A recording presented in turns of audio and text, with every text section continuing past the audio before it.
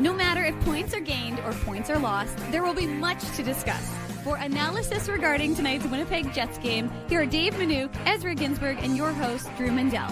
The Illegal Curve post-game show, presented by Play Now, the official sports betting partner of the Winnipeg Jets, starts now. Good evening, Winnipeg. Good evening, Manitoba.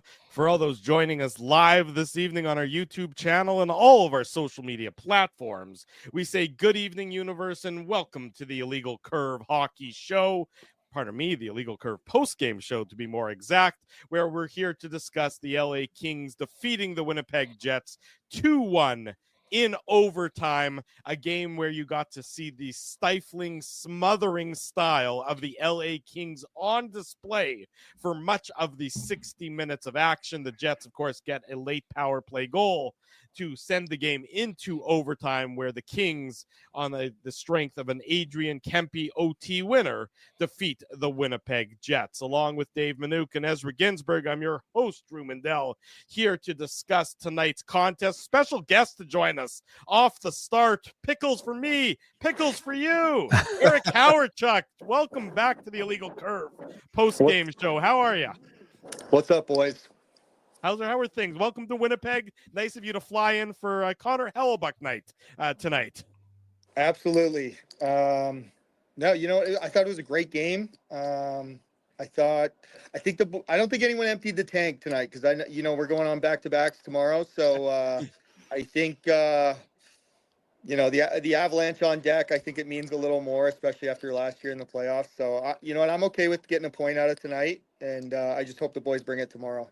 Well, it certainly wasn't the most riveting of hockey games that we've ever seen. LA does a really good job of just stifling everything and shutting everything down. I mean, that is their MO. That's what their secret to success has been so far this season. We saw it back in LA. Was that in October or November where they defeated the Jets by that 4-1 margin? Yeah, it was the end of November. Yeah, end of November. And you saw it very much so tonight as well. Really, there was not a lot of space out there for the Jets to move. Fortunately, when you have the top power play, the LA Kings played with fire just one too many times, and Scheifele was able to tie it up in that third period goal, Eric. Yeah, of course. I mean, I think the Kings play a super structured defensive game. They always do. That's kind of always been their MO, and they're always going to play everyone tough. And I think, it's middle of the season, middle of a home game stretch. This is just kind of I think everyone after that incredible start we had, it's just easy to kind of get on the boys at times. But I really believe in this team. This team just seems like, and I'm not just saying that, okay? I'm telling you, I really believe in this team. It seems like everyone's playing for each other more than themselves. It seems like everyone's reached a point in their career where they're maybe less worried about points and they're more worried about wins, and grinding out that point tonight, losing may feel kind of like we left something on the table, but honestly, those points add up come April, and I think that was honestly a good game. I think I was just going to say, Eric, I think you make a really good point about grinding out a point, and Connor had a couple good chances in overtime, so we could easily be talking about a Jets win. It's not like, they didn't have any chances in overtime. And what did you think of Scheif scoring the tying goal, considering he took those two penalties, one of which I think you'd agree was a little suspect? Absolutely. I have Scheifele on my fantasy team, and we get half points for penalty minutes. So I was kind of like, okay, I guess if anyone's going to the box, that's fine. And then for him to tie it, it was as good of a night as he could have for me, I guess. But we could have used one more. And honestly, I think when I'm talking about players that have developed, I mean, Scheifele is really, really good now. I think everyone in the league kind of fears him as a player, and he's right up there with the best in the league. And I couldn't be more proud of this team. Honestly, just start of the year, there were some questions about how good we were going to be, and all of a sudden we come out of the gate again, just like last year, and we're really, really good. And I'm very proud to be a Winnipeg Jets fan.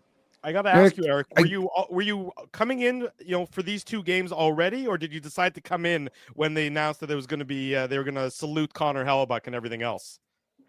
I might have already had a flight booked, but then, I knew it was getting close to the 300 wins for Cotter. So I was kind of like, you know what, I'm definitely this would be a good weekend to go and sure enough, it worked out perfect that I was able to be here for a very cool night and one of the best Jets in our history of the city. And yeah, more could not be more deserving of all the accolades he gets. Eric, what does that mean to you? I mean, you're obviously the son of one of the greatest Jets to ever play, to wear a Jets jersey, of course. And so when you see the accolades, the love that Connor Hellebuck was getting from the crowd, what does that mean to you for someone whose dad, of course, received that kind of love from this city? I think it's well deserving, because I think especially in the league today, there's a lot of enticing markets out there, and I think guys, who stay here, I think the people and the fans appreciate it, and I think those guys who have spent time here love this city because it's an amazing place, and I think they realize that. And for those guys to sign here long term has really, really meant a lot to the franchise. And to me as a fan, I could not be more excited to have Scheifele and Hellebuck sign those deals last year and lock them up. And I think we're going to be really good for a long time. Well, certainly based on the performance so far to start the season, the trajectory is looking upwards, and no reason to think that's not going to continue. Obviously, not at the same level of the 15-1, but still, top the Central Division with tonight's victory. So that's a good feeling to have. I'm sure you've already started looking at playoff seats and flights back for playoff games and things of that nature. Maybe a little cart before the horse, but things are looking like positive in that area. Yeah. Playoff time, they stopped the direct flights to Phoenix for Winnipeg. So, but I got no problem connecting to come up here for some playoffs. And I would love to come multiple times. I was able to come for my first 2 whiteouts last year. What an incredible experience that was. I've never felt energy like that. And I kind of got to the first game late, and I sat down in the second period, and I was just looking around, and I was like, I really hope I get to see a goal. And I sit down and boom, we score right away and the place just erupts. I'll never forget that moment. It's a special thing. And like Pat McAfee, like his show, he talks about coming up here. I really think he might come. I'm gonna start tweeting at him, get him to come up because I we have business to take care of before we get there. So, but I there's nothing like the playoffs, and honestly, just having this team back for all those years that we didn't have one, it's special to me and special to my family.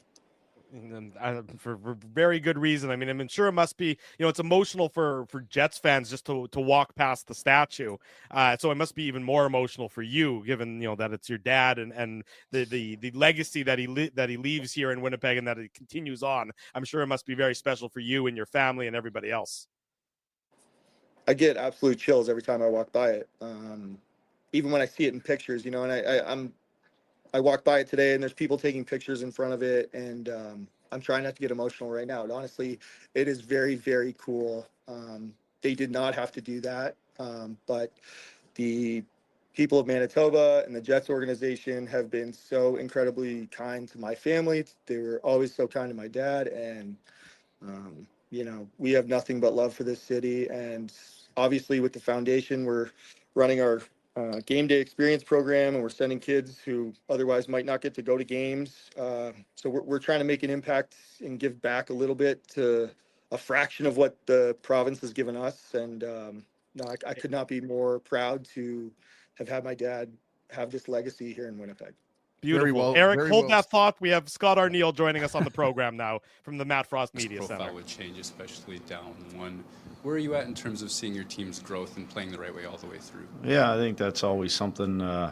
We've been learning that lesson for the last couple of years. I think that we've had a few this year where we stayed patient and not let it become a 2-0, 3-0 game, and that's all you can do. You have to wait for your moments sometimes, and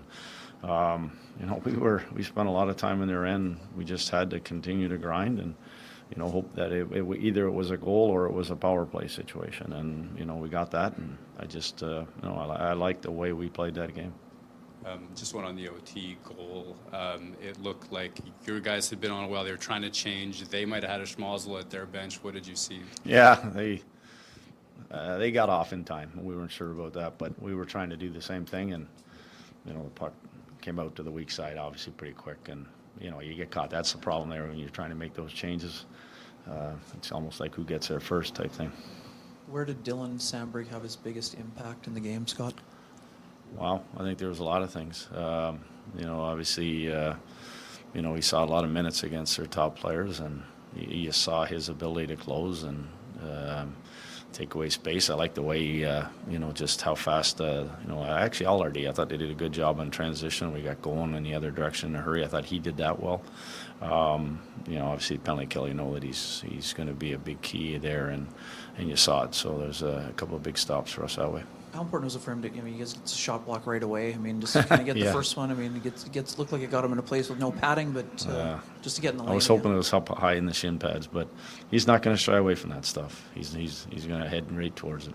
Another example of Gabe having eyes in the back of his head, or did he shoulder check to find? That's a little bit of the pre-scout of, you saw how hard they went. They were a lot like the other night. The pressure coming, we knew that these guys were going to come hard, and it was really, you had to make a couple passes to get that one really good look, and we did. And obviously there was going to be a 2-on-1 created, and obviously a great pass by Gabe. Scott, given your long-standing history with this city and Jets teams, how will that pregame ceremony for a guy that'll probably be in the Hall of Fame resonate with you? Yeah, no, it's special. I said, I got asked this morning about some of the things he's done. I think everybody just get prepared, because I think a lot more of these records are going to get broken. I think he's going to continue to climb. I think he's going to play for a while.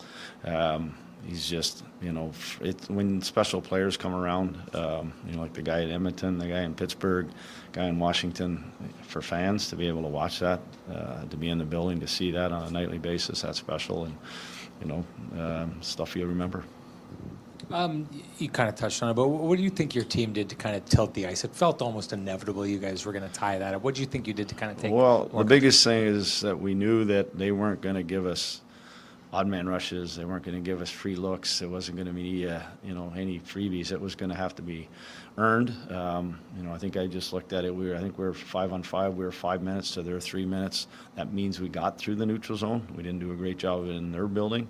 We got pucks down below the hash marks. We didn't get a lot of quality, but at the end of the day, we did a good job of playing the right way. We got ourselves into a lot of battles and did a good job of, coming out with the puck in a lot of those. Like I said, that's as close to a playoff game as I've seen us involved in so far. I think you'll see a lot of that in the second half, but that was a grind. That was an absolute grind where every shift, you're lining up, you're lining up the guy in front of you, then you're having to go, all shift long, 30 seconds, 40 seconds. Yeah, I know the Florida game, the back-to-back was one of those ones that you kind of tuck in the back of your head and say, like, that's something we can take going into. Is this one of those similar? Exactly what I said to the players. I said, that's as close to a playoff game as we've played so far, and expect that in the second half of the season and obviously at the end. But that's the type of hockey that you got to stay in those games. To Murat's point, you got to stay in those games. You got to give yourself a chance. You can't kind of shoot yourself in the foot, and I thought we did a real good job of that. And last one for me, in your playing days, coaching days, have you seen situations like you've seen with Comrie where you've got such quality starts from him for as long and he just can't come away with the results? Yeah, I haven't seen that. It's, giving them some run support. I'd love to see us get out three or four goals and be able to do it. But again, he made some big stops. And in the third there was a couple of scrambles there, and he came up big. And yeah, I just feel for him. It's tough. I just give him a hug, and it's hard because you want to see him get that win, and it's he's been so close. What do you expect from the Avalanche tomorrow? Yeah, let me get through this one. I'll talk to you tomorrow. But we know what we're getting. Obviously, the divisional opponent, huge Central Division. They're hot on their heels. They haven't gone away, so it'll be big. Thank you. There he goes, Jets head coach Scott Arniel joining us tonight from the Matt Frost Media Center, addressing the media after the Jets drop a 2-1 decision to the Los Angeles Kings. Eric, we don't want to keep you. If you want to stick around, you're welcome to. But if you have other places to go to, we totally understand. So we'll follow your cue. But just maybe, one last one. When you see Scott Arniel as the Jets head coach, and of course the time that your dad and Scott spent together here in Winnipeg, just does that sort of mean a little bit more than just sort of the average NHL head coach?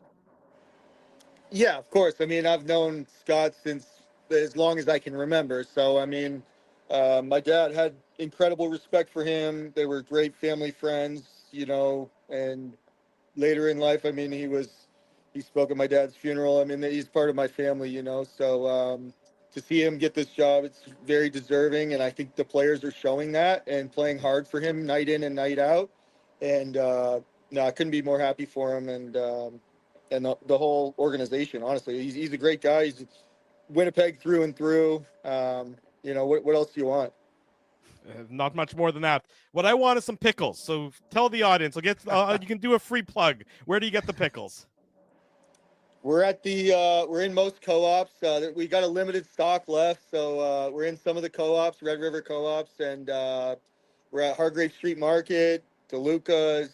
But I hope by next year we can be in more and more stores and we can get a bigger quantity behind us. We're trying to grow in a responsible and proper manner, and it's been a learning curve, and I think it's been fun for all of us. And honestly, they're really, really good. So I hope you get a chance to try them. And yeah. Why pickles? Thank you for that. But really, I'm up here to Howard Chuck Strong is kind of my baby, and that's what means a lot. And I know that would have meant a lot to my dad, and that's giving back to the community. And we're really, really trying to keep these season tickets rolling and send kids to games, and that's kind of why I'm here and trying to push that. And honestly, it's good. It's good. We got to put butts in seats, and that's what we're doing. And it's great to give it back to the community too. So if you can put butts in seats and make core memories for some kids who might not otherwise be able to go to games, then you're really doing something enviable and something that we should all sort of rally around.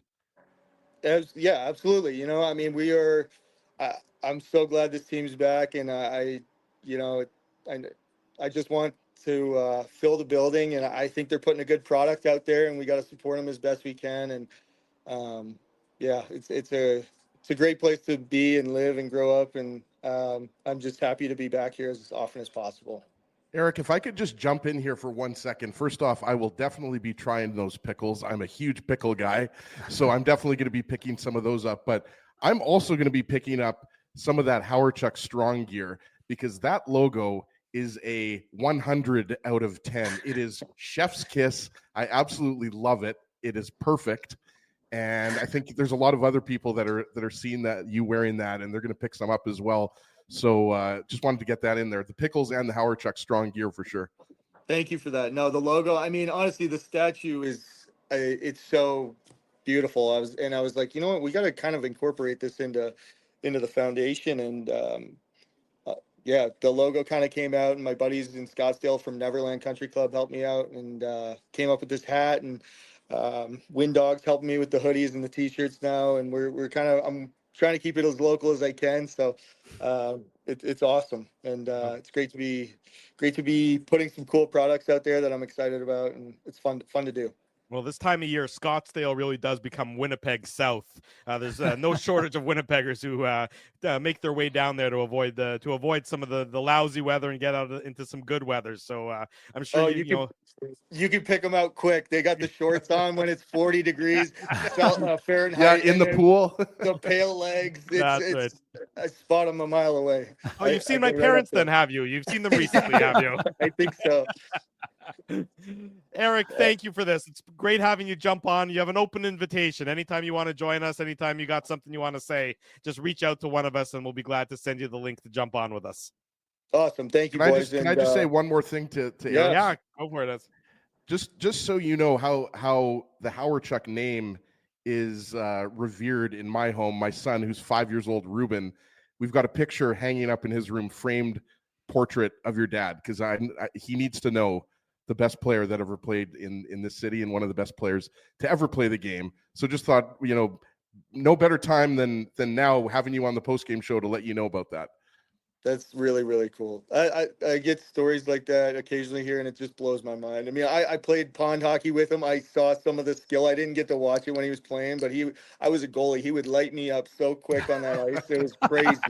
Crazy. I don't know why he let me be a goalie in the first place. I think he just wanted somebody to shoot on. But I saw the hands. The hands were crazy, and that means a lot, though. Every story is so cool, and it's crazy. The stories never get old. So thank you for sharing. Beautiful. Thanks, Eric. Appreciate thank you it. for this. We'll see you. Enjoy tomorrow night's game. Enjoy the rest of your time in Winnipeg. We'll see you again soon. Let's chat soon, boys. Take care. All right, Thanks, we'll do it again real Thanks, soon. Eric. Take care. Bye, boys. There he goes. Eric Howard Chuck, special guest this morning here, this afternoon, this evening Oh, I'm struggling so far this I evening know. here. I on the bumped Illegal it. I Turf bumped into postgame Eric show. in the press box this evening, and I thought to myself, Eric Howardchuk, got to have him on the show. We've of course talked to him before, but I thought he's in town. Plus, I mean, he knows how special as a child of a legend, what it's like to be revered in this city, his parent is to like to be revered. So I thought, especially given tonight's ceremony, he would be able to understand that. So Eric's a good dude. And so, although he didn't recognize me with my hat on, he's like, Dave, I watch the show all the time, but you're not No, he wearing a didn't hat. recognize you without shorts on, Dave. That's what it was. And to be perfectly honest, it's not like this was the most riveting hockey game, where we have a lot of goals to break down. Or No, anything. that's why I thought Eric, talking to Eric and recounting stories about Dale. Let me tell you, Jets fans will have no problem spending our time doing that than breaking down that game, because that game was boring. Well, that's what the LA Kings do. So, full credit to the LA Kings. And you heard Scott Arneal That's a saying good Kings team, Drew. It That's is a good, very Kings good team. because they play they know exactly what they are. Yeah. They have no question as to what they are. We talk for years on this show, long before there was even a post-game show, on the Saturday show, where, So how could it be on this show then? The terrestrial radio days. Well, we talked about identity. What is a team's identity? Every team needs an identity. They need to know what their style needs to look like to win more often than not. The LA Kings have no question about their style and their approach, and they play it very, very well. Now, is it horrible to watch and pretty boring? Yes. Are they, do they resemble an old trapping team? Say it, Drew. Say it. I don't want to get you too excited there and talk about the Devils, but I mean, that's their style. That's their approach, and kudos to them. It's what they need to do to succeed. Well, they don't have a team that can play run and gun, right? No, they don't. Jim Hiller, don't get me wrong, Scott Arneal deserves a lot of Jack Adams consideration. So does I mean, if Jim we're Hiller, basing that on one half of the season, and I have time for Dean Evison, what about Marty St. Louis, by the way, boys? Montreal keeps winning, but Jim Hiller. Rumors of his demise were greatly exaggerated. Absolutely, Dave. And Jim Hiller, like Drew said, it's not just that they're playing the right style, it's that they're playing the style almost to perfection. Like, the Jets only had, 8 or 9 shots after 2 periods, right? Like, the Kings do an excellent, and this is without Drew Doughty, their best defenseman, right? Right. They haven't had Drew Doughty all year. Yeah. Yeah. It just makes you think so this Kings team is, I wouldn't want to play them in the playoffs. Obviously, I wouldn't want to play the Jets in the playoffs either. Only thing I'll say is this Kings team has the ability to shut down, I think, any team in the league. Yeah, but I was just going to say that, Drew, if they ever have to play catch up, I don't think they got a chance. Well, they are a team that can build a lead, can suffocate you, not allow you to penetrate the middle of the ice, and which they executed for the first 40 minutes of that hockey game, and eventually the penalty troubles start. Although for a while the penalty troubles were looking like Winnipeg was suddenly the most penalized team. I think, what were the penalties, 10 or 11-1 in the between last game to the Nashville game, and then tonight's game, and then of course LA got to the 2 penalties, which allowed Winnipeg to get back in this hockey game. But they are a well-structured team. Again, are they exciting to watch? No, they are not. They've got some good players, but they are not a particularly interesting team. I couldn't imagine watching that 82 games a year. But at the same time, look, they're winning, and it's one of the things.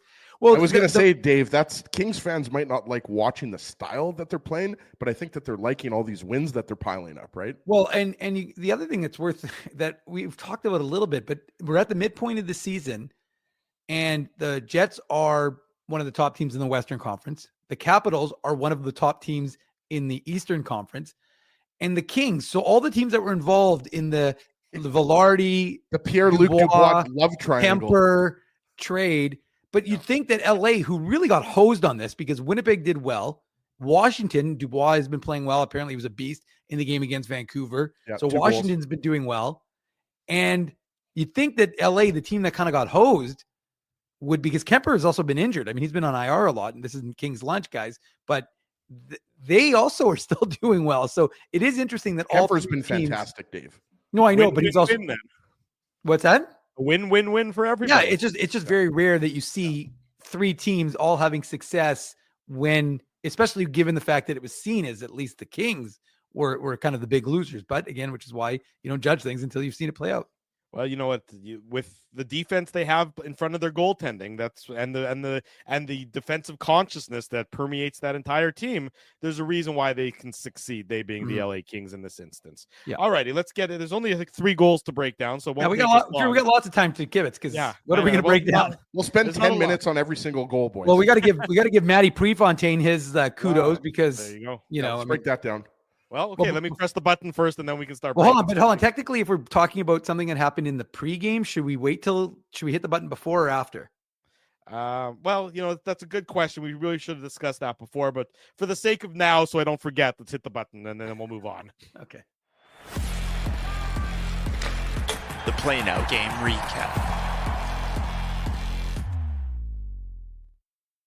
Big thanks to our friends at Play Now for their continued support of the Illegal Curve post-game show. Don't bet on illegal sites. Bet with Play Now instead. Manitoba's local legal and secure gambling site, 18+. Enjoy responsibly. Friday night, Drew Mandel, Ezra Ginsburg, Dave Manouk with you here as we talk about the Jets' 2-1 defeat at the hands of the LA Kings in overtime. We'll get into the nitty-gritty details of this game as we go through the Play Now game recap. Before we move forward, though, this is something we need to address. We wanted the 3 of us. So tonight, obviously, we're unable to be there because of the Jets game and because of the post-game show.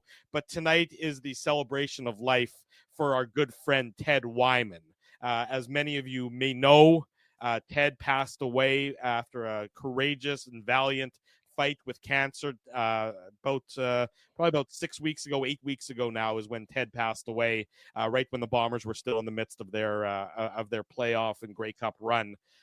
Ted was the sports editor of the Winnipeg Sun for many years. He was, of course, a reporter for the Winnipeg Sun, and he was a great guy, first and foremost. He was just the life of the party. He treated us with respect and dignity from day one, even when we probably hadn't earned any respect or dignity just yet. And most people would have been saying, who are these guys? Why are they around here? Ted was never like that. He was always welcoming. He was always open. He was always just a mensch of a man. We dearly miss him, and we're so sorry that we're not able to be at the celebration for life, for his life. So we want to make mention and pay tribute to Ted, and of course dedicate tonight's post-game show to the memory of Ted, and of course to all his family and everybody else and all his loved ones who are gathered tonight to remember him. So that's just sort of our little tribute as well to Ted and his family, and just we miss him dearly, and we wish everybody nothing but the best. So I want to say that. Absolutely. And Ted wanted a party, and I guarantee you that the Pyramid Cabaret is packed because Ted was a very popular guy. And like you said, Drew, I mean, it's try not to get choked up here, but we became friends with him, and I have known him dating back before the Illegal Curve Hockey Show started, because I did a internship, used to write some articles about young athletes for the Sun, and that's how I got to know Ted well over 15 years ago, probably 18 or 19 years ago at this point. And like you said, obviously, a very talented writer and editor, but just more so just a person who, he just lit up a room, right? So we miss you very much, Ted. Yes, exactly right. Sorry, I won't add too much, but I just want to, I mean, you guys have both said it well, but Ted was a great dude, really nice, always had a great time talking to him. And so, his family misses him, of course. And we miss him. Like, he was a good guy. We'd see him in the press box. We'd see him out and about. Yeah. And like you said, he always a few back with him over the years, once or twice. For sure. And like, he's, a guy who lived in River Heights. And so, we'd always say, hey fellas, and, love the Curve. So, and we loved him back. So it's just unfortunate that we weren't able to be there tonight, but they're in spirit, and, keeping his memory alive when we mention him as much as we can, as we do with anyone who's passed, unfortunately. So, definitely, a little bit of a somber mood, of course, in the press box. There weren't many folks there because that a lot of folks did go to the celebration. Yeah. Tonight's game. So the Jets, there's no way to not awkwardly transition from that, but so I'll just dive right in with the awkward transition. The Jets, as I mentioned, drop a 2-1 decision. It starts before the game, though. I mean, the tribute, I'll give the Jets credit, True North credit. Yep. They know how to do these. Lots of organizations do them, and they come off as heavy-handed, or they come off as hokey, or they come off as just maybe overwrought. The Jets hit the right tone. I thought they hit the right tone, and they did a real nice job today with the Connor Hellebuck salute. And we were talking about this beforehand about how it's sort of weird that they honored and saluted Connor Hellebuck, but he didn't play in tonight's game. And I understand why. He's such a creature of habit, and he's got his routines, and that this kind of ceremony right before he was expected to go between the goalposts would not be part of his regular routine. So they let him enjoy the night. They let him, watch Eric Comrie. They don't interrupt his routine. He'll obviously be in the net tomorrow night to face the Colorado Avalanche, but kudos to True North. Kudos to the Jets organization. It was great seeing everybody salute Connor Hellebuck. Obviously, how cool was that silver stick? And I love the fact that his kids got a couple mini sticks. Yeah, those are cool. No way. There's no ifs, ands, or buts about it. Those are cool things that can go up on the mantelpiece or go, get framed and hung on the wall. The things of that nature. Those would be some pretty good souvenirs to have for a while. And of course, anytime you see Dustin Byfuglien, it's great to see. Well, I was just gonna say it was hilarious. See you on the water, Dave. Yeah, see you on the water. But it really was amazing because of course they show like Andrew Kopp and fans go, okay, they're excited, but whatever. Laurent Brossoit, whatever. And then all of a sudden they put on big number 33, and that building is like, he's looking big also. That's fine. He's a big man. But the point is that he still, there's nobody in this city. Yeah. That no player, I should say, in this city, maybe with the exception of Connor Hellebuck, that gets fans to that degree, like number 33. So the fans they're always excited to see and hear from him. Although I have to say a close second, Desi, was Chuck Hellebuck, international influencer. He got a pretty big cheer as well. So I'd go Byfuglien got the best one. Chuck Hellebuck, the second best. And then what about Tinley? Tinley got the third best, I'd say. Tinley, I mean, I'm surprised how good Tinley's English is. But I mean, I agree with what Drew said, though. I mean, Connor Hellebuck, he deserves all of these accolades, and they did this really nicely with the tribute video and the presentation of the silver sticks and having his family out there and having the entire team around him for the picture. So it was really great. And going back to what Drew said before, I know, Dave, you were there at Canada Life Center today. I was following because obviously Mitch Clinton, a good friend of the show, he was saying Hellebuck was in his starting routine. Yeah. But then it turns out that pulled a fast one. Exactly. So it looked like Connor Hellebuck might start on Hellebuck night, but obviously, guys, we knew he was going to play. Comrie was going to get one of these games. So everybody, just right off the bat, everybody who's complaining, which I don't think a lot of people are, but I saw a few people in the chat that were questioning it earlier. Comrie was excellent tonight, boys. Well, I mean, it's not even about, but remember, the other thing that's important to take into account is that Scott Arniel also said they really wanted Hellebuck against the Avalanche. Yes. Yeah. So I think like that's also something to factor in, right? Like that, it's a divisional game. It's more important than tonight's game. Because remember, the Avalanche I think they're 8-2-1 or 8-2, sorry, in their last 10 games. They're 1-1 in the last 10. 8-1-1. So there you go. That's even better than what I said. Yeah. And the Stars have won 6 in a row. The Minnesota Wild are only 2 points. Well, now they're 3 points back, but I think the Jets have played one more game. Yeah. So the Central Division is tightening up, boys, and these games are critically important because a little bit of a slide, and suddenly what was first place could quickly be fourth. I mean, it's not inconceivable, because they only have a 6-point edge right now on those two hard charging Stars and Avalanche teams. Dave, the difference between first and fourth by the time the season's over, it's going to be like 5 points, 6 just points. like it was last year, it was at the end of the year last year. Remember, if it wasn't for the Jets going on that crazy run at the end of the season, they would have not finished where they finished. I mean, some good it did at the end of it all, but that's going to be very similar. I also wonder, I mean, the Jets were 4-0 in the first game of a back-to-back, not so good in the second game. So you do wonder that by the way, that information, courtesy of our good friend Paulie Edmonds, who told it to me today at that morning media availability or walking to it, I should say. And Ezzy, to the point you were making, it was funny because as I was going down to the Matt Frost media, or to the Jets room, I should say, to do media, I remember looking over and Connor Hellebuck was in the far corner taking shots. I'm like, why is Connor Hellebuck still on the ice? Like, it didn't make any sense. I'm like, why is he still out there? He's usually off by this should have point. been tingling at that point. I don't know. Something was tingling, but it wasn't my spidey sense. You might want to see a doctor about that in that case. I'm going to have to, I think. Doug and I saw Dom ask the question or pointed out that there was no Blake Wheeler. Well, it's not like they had everybody. Video.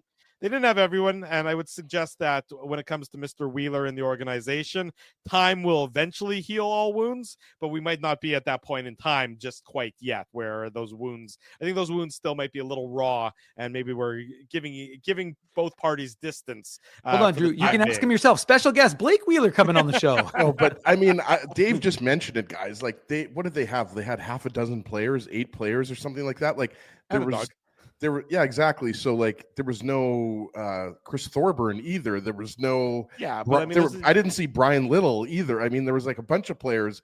I'm just saying, like, if they would have had like 25 players, guys, and there was no Blake Wheeler, then okay, maybe you got something. But I love Doug. Doug is a good friend of the show. But I think you're kind of looking for something where there isn't something there. I mean, I think I would have been and Drew are on the same side of this. Shocking. Yeah, I would have been surprised if Wheeler was on the tribute video at this point. I don't think that I just think it's going to take time. It's just that simple. It's going to take time. Eventually, time that, like I said, does heal all wounds, but it's, time. It might take 5 years, might take 3 years, might take 7 years, however long it takes. Eventually, look, Bret Hart. There was no Jacob Trouba, Drew, either. Yeah, but Jacob Trouba doesn't have the same. You do remember how Dustin Byfuglien left, by the way, right? I do. I remember, okay. But Byfuglien's just to be clear, it's not like he left on rosy terms. No, I know, but time heals all wounds. If in that case as well. That's what I'm Dave, saying. I didn't see Olli Jokinen on the tribute video. Well, that's actually not true, Ezzy. He actually sent in a video, but he kept swearing so much they couldn't actually have him on. They're like, Olli, enough with the F-bombs, please. It's a family show. Anyways, okay, let's move on. So the Kings looked like they opened the scoring in the first period, but Matt Prefontaine got paid the big bucks for calling to use an offside challenge that the Jets succeeded with to take the goal off the board. It was a first period goal that didn't end up counting, so the 20 minutes ended 0-0, shots on goal 6-4 in a very boring first period where the high danger chances were 4-1 in favor of the Los Angeles Kings. But good on Matt Prefontaine spotting that offside. I think we need our own.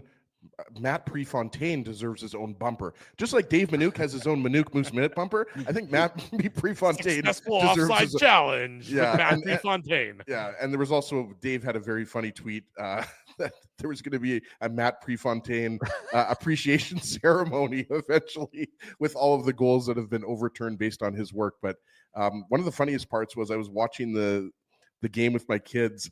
Just the first period before they went to bed, and they were mesmerized that a goal could be called back. Like, they didn't understand it. They're like, why is that? Why was LA up 1-0 and now the game is still scoreless? So they were like cheering loudly for the fact that goal was disallowed. Thought that was worth mentioning. But yeah, I mean, it was offside. I mean, there's no way anybody knew that was offside originally. Like, that was like a skate.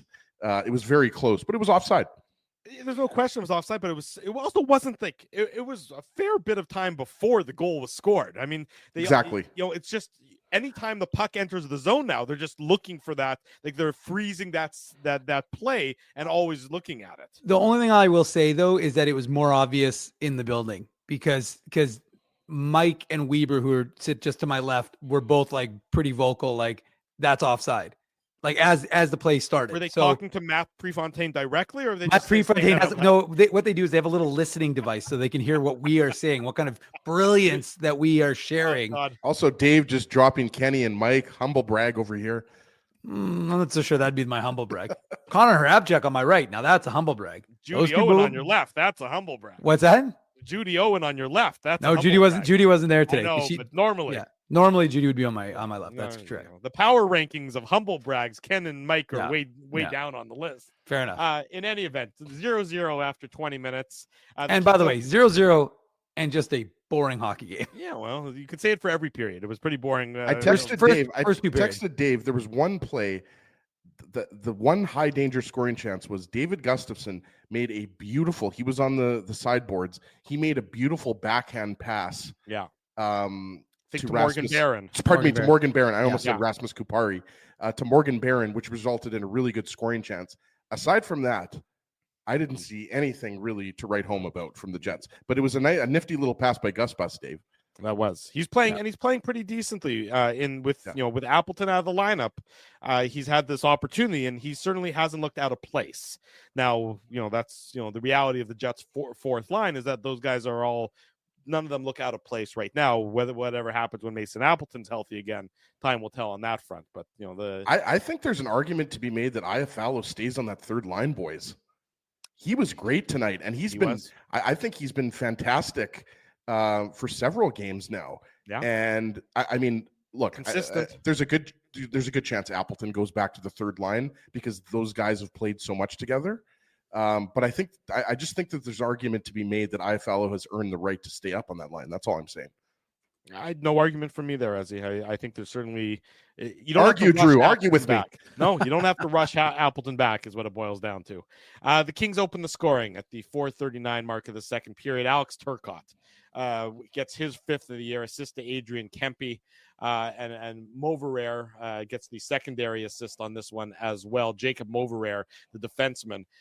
It's a nice high tip by Turcotte. Yep. Or by Alex Turcotte here. A real nice high tip in the high slot, and you can see that it changes directions on Eric Comrie, and he tries to fight through it, but he's unable to do so. And a real nice tip, real nice goal. Kings lead 1-0, Dave. Yeah, and just before this, I don't know how soon before, but Logan Stanley went for a big hit along the boards, which allowed the Kings to go in on a breakaway, and Eric Comrie made a real nice save. So, anyone who wants to blame Eric Comrie for tonight's game, I'm with you. Like, I don't know what game.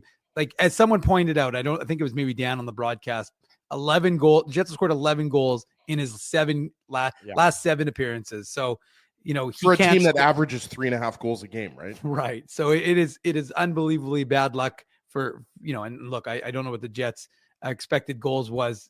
Whatever it was after 40 minutes, even into the third, I think it was putrid. I think LA's was like 2.1 and the Jets was below 1. So it wasn't like they were creating and generating. I know they possessed the puck, but again, LA is formidable in prevention. So yeah, I mean, it's an unfortunate situation for the Jets because, they've got this, you just knew from the perspective of you didn't want to play from behind against this LA team. I just think that it was I don't know that Scott Arniel, I should say, in this morning's media availability didn't specifically lay that out, boys, but there's no question in my mind that you knew that the way they play, one goal is not insurmountable for sure, but like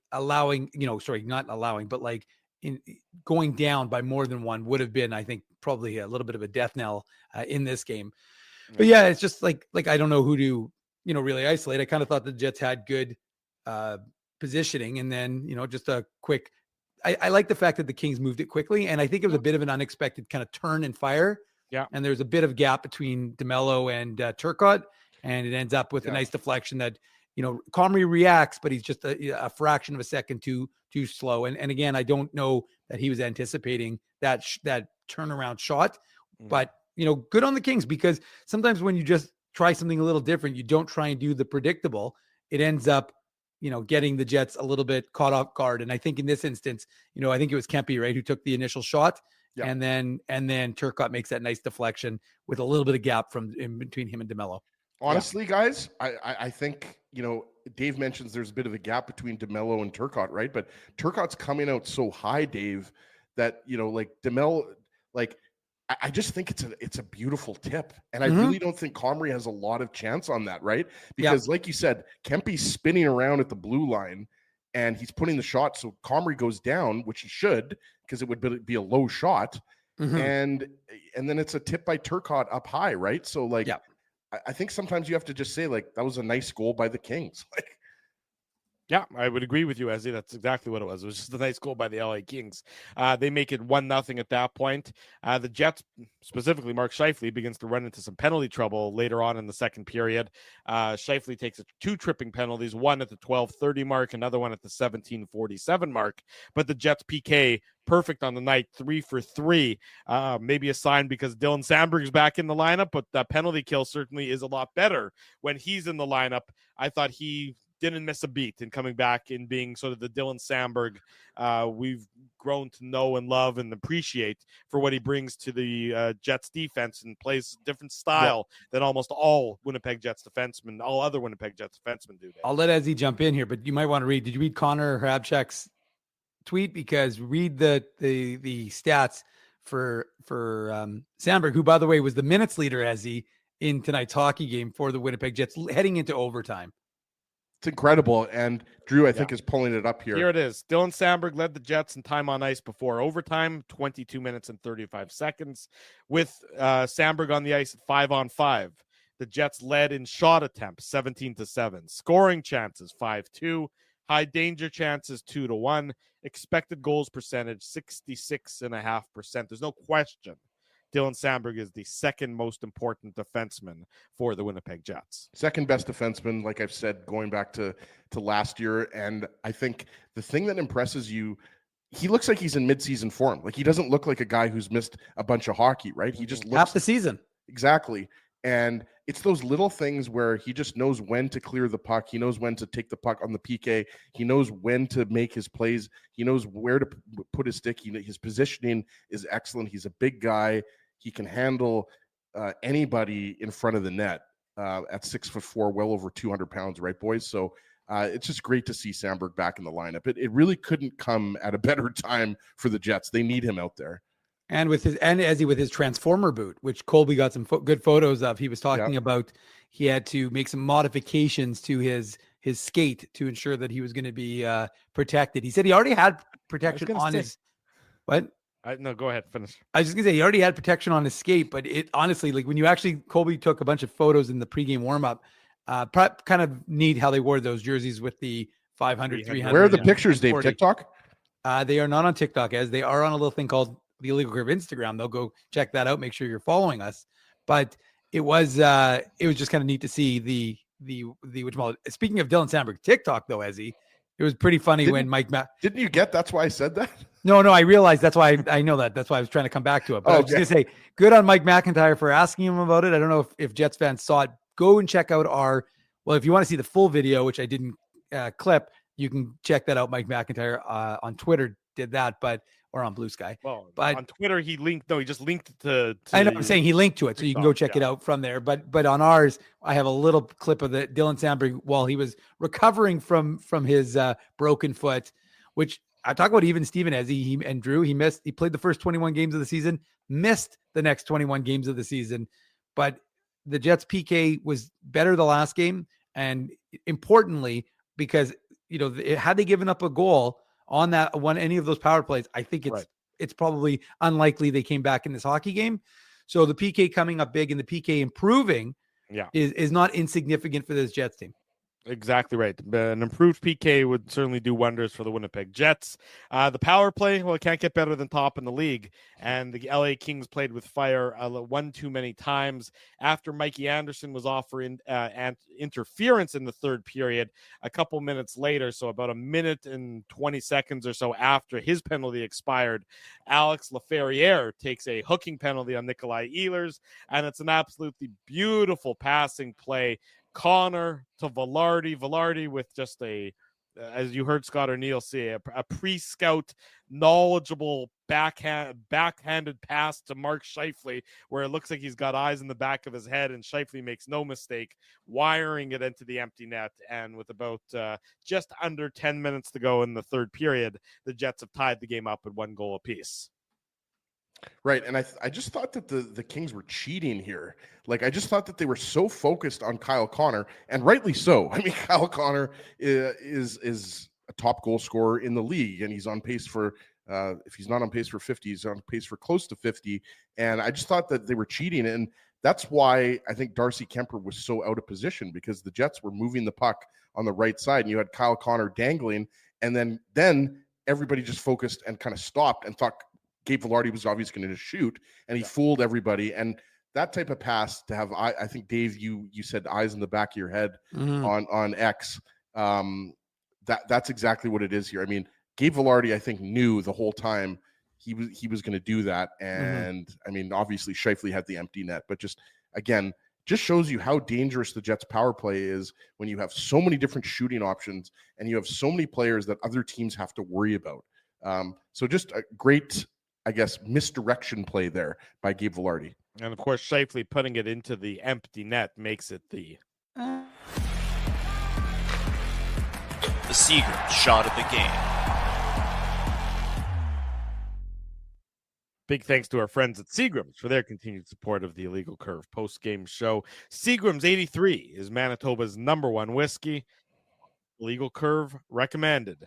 So go get it at your local liquor mart or wherever liquor products are sold. Drew, I'm not sure I agree with that. What would you have it be then?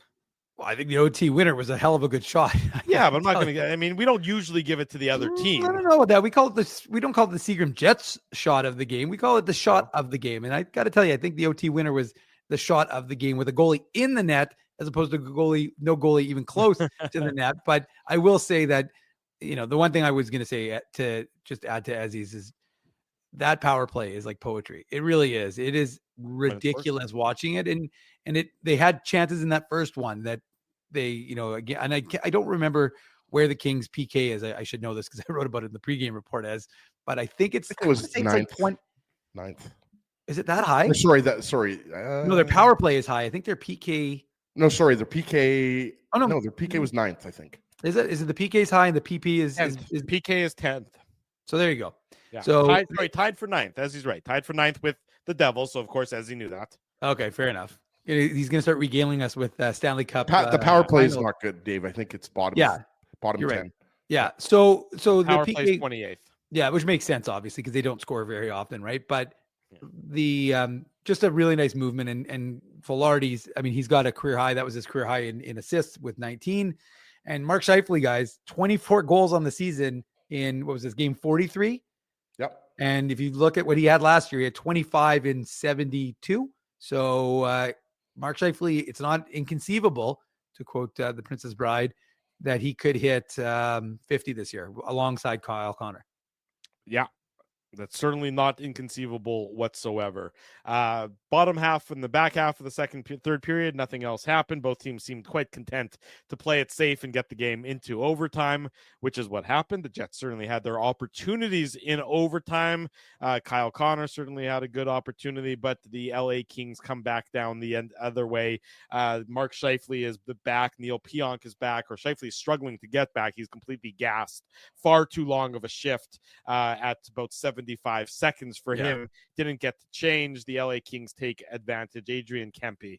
The Kings don't score much, but Kempe is certainly one of the guys who can score for them. This is his 20th of the year assist to Brandt Clark and Anze Kopitar. And you're absolutely right, Dave. It could very well have been the Seagram shot of the game because it was an absolute bullet by Kempe to give the Kings the 2-1 victory and bring a little bit of joy and celebration and maybe a bit of a good distraction for the good people in Los Angeles, who, of course, are suffering through the horrendous wildfires that are taking effect in Southern California. It's absolutely frightening and tragic what is going on down in the Los Angeles area. I think, again, can't really awkwardly transition from that, but before that goal was scored, I think we should go back to the first 10 seconds of overtime when the Jets had a 2-on-1. Connor had a decent scoring chance, and then 50 seconds later, Connor had a really good scoring chance, and Darcy Kemper had to make I forget if it was a glove save or a pad save, and the Jets came back.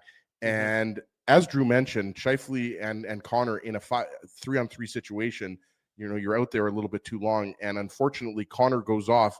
And to me, it looked like Scheifele kind of was trying to follow him, and he decided kind of at the last seconds, like, I can't go off as well. And then that led to a 2-on-1 with Kempe and Kopitar. And then you saw Neil Pionk, I think because there was a line change for the Kings before that that he thought that there might have been too many men on the ice. But on review, I talked to Drew about this right before we went live here. It wasn't too many men on the ice. But and look, you don't have to believe me. Believe the Jets head coach. Scott Arniel was asked that question, and he said no, it was legitimate. Exactly. It looked it. I saw it. You look at the replay, but it is bang bang. But Scott Arniel said it. So trust the Jets head coach. Don't trust me. If you think it's still offside, good luck to you and all the power to you. Yeah, and again, I mean, that's just, it shows you guys how quickly things can happen in 3-on-3 overtime, a bad line change, and that's, I'm not blaming this on Kyle Connor, but I mean, I think you can blame the fact that maybe they just stayed on a little bit too long, and then they just got caught a little bit flat-footed, and like we said, 2-on-1 rush at overtime. We know more likely than not what happens when you have odd man rushes in overtime. Yeah, I'm not going to add much other than just way too long shifts. I mean, it's, you really need to concentrate on short shifts. I understand the desire to 30 seconds, maybe 40. Yeah, no, that's what I mean. And then when you see that it's already the first minute has elapsed and they're into the second minute now and they're still on the ice, that's where you have to just pause, get the puck back to Comrie or to, the defenseman. Yeah, reset, get it. You're just not serving a purpose. That's in my mind. And again, like I said, is it the end of the world? No, it's not. But again, it may have cost you 2 points. 34 seconds for Morrissey, 75 seconds for I'm talking about Connor Shifley and Connor. And Shifley. Yeah. So there you go. I mean, he little more awareness by Morrissey there to get off and everything else. In any event, the Jets earn the 1 point. They improve, ? To 1-1-2 so far in this 8-game homestand. So a bit of a weird record. Not the success you'd necessarily expect from a team that had been tremendous on home ice. They're gaining some points, not all the points. They get another opportunity tomorrow night against the Colorado Avalanche, the back-to-back against the division rival here in downtown Winnipeg. When we come back, we'll preview the morning's Illegal Curve Hockey Show. We'll talk about the Jets and the Avs briefly. Much more to come. Don't go anywhere. It's a Friday night. Drew Mindell, Dave Minuk, Ezra Ginsburg. The Illegal Curve post-game show is presented by Play Now. We want to thank you for not betting with Play Now and choosing our illegal gambling site instead. Because we couldn't afford things like this without your money. So much of your money. Now you might have questions like, do our profits benefit your community? No. Or bet with Play Now, Manitoba's local legal and secure gambling site. Dining, entertainment, parking, and convenience, all in one spot. City Place is located in the heart of downtown Winnipeg, attached to the Canada Life Center. Whether you're working, living, or out for a night in the downtown, make City Place your go-to destination before or after the fun finds you. Lunchtime, game time, anytime, visit City Place at 333 St. Mary Avenue, next to Canada Life Center. Holt Dental, the new official dentist of Illegal Curve, has a philosophy rooted in 2 unyielding principles: genuinely caring about patients and providing outstanding service. Being a patient of Holt Dental means more than just checkups and treatments. It's taking the time to listen and talk to each patient so they can achieve the best long-term health, functionality, and aesthetics for their teeth, mouth, and gums. Conveniently located at Grant Park Festival on Taylor Avenue, Holt Dental is dentistry of the highest quality in a comfortable and relaxed environment. For more information, visit holtdental.ca. Oh, and there's plenty of free parking at the front door, too. Celebrating its 40th year as Winnipeg's home for stand-up comedy, Rumors Restaurant and Comedy Club has recently been named Canada's top comedy club and a top 5 comedy club in North America. From birthday parties to date nights to fundraisers and everything in between, Rumors is your destination for the best and most affordable live entertainment Winnipeg has to offer. For more information on upcoming shows, Rumors' incredible promotions, and to purchase tickets, visit rumorscomedyclub.com. This January at Boston Pizza, every day is Pasta Tuesday. That means BP's famous pastas start at just $11.99 every single day. Create your own or go gourmet for just a few bucks more. Come on in for Pasta Tuesday pricing any day. Only this January at Boston Pizza. 11 o'clock, top of the hour. Welcome back to the Illegal Curve post-game show. I don't know about you guys, but I'm getting tired, and considering we have to do another show in about 10 hours' time, and then another post-game show in about 7.5 hours after that, or maybe not 7.5 hours, close enough. You know, it's going to be time to wrap this one up is sort of what I was saying there. Tomorrow morning, 9 a.m., the Illegal Curve Hockey Show. We're going to be joined by Sarah Orleski to talk about the Jets. We're going to be joined by Jeff Merrick. Look around the NHL as well. So real excited to welcome Sarah, of course, and Jeff Merrick to the broadcast tomorrow, 9 a.m. back here on our YouTube channel. I saw some people were asking about when we're next going to be live on location. Well, good thing you just asked. We will be at City Place on Tuesday. That's this coming Tuesday, the 14th of January, 12 noon. Jets, Canucks Tuesday night. We will preview the Jets and the Canucks as part of our live broadcast on location at City Place in the food court. So be sure to join us on Tuesday in downtown Winnipeg. City Place will cover the Jets and the Canucks ahead of the tilt later on that night. Oh, sorry, Drew. I'm hearing just now from our producer that JT Miller and Elias Pettersson are actually going to be also in the City Place food court in the octagon in a bare knuckle fight. Yeah.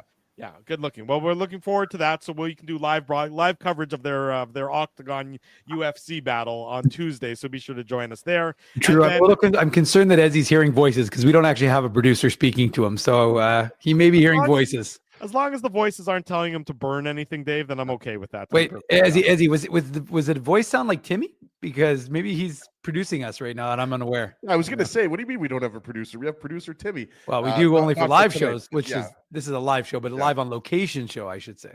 Yeah, no, but we'll be there on Tuesday. I checked in with him earlier. See, look at Colby Spence right away. He comes to Timmy's defense. There you go. Colby knows where Colby. You really should say it like though they say it on South Park. They say what? Timmy. You don't watch? Do you really not watch South Park? No, I mean I've watched South Park. I don't watch it regularly now. Sorry, I mean I know they killed Kenny, but I haven't come up. Move on. South Park is way too current for Drew. Yeah, Drew's more like a foghorn leghorn type of guy. Thank you, Ezzy. Good reference.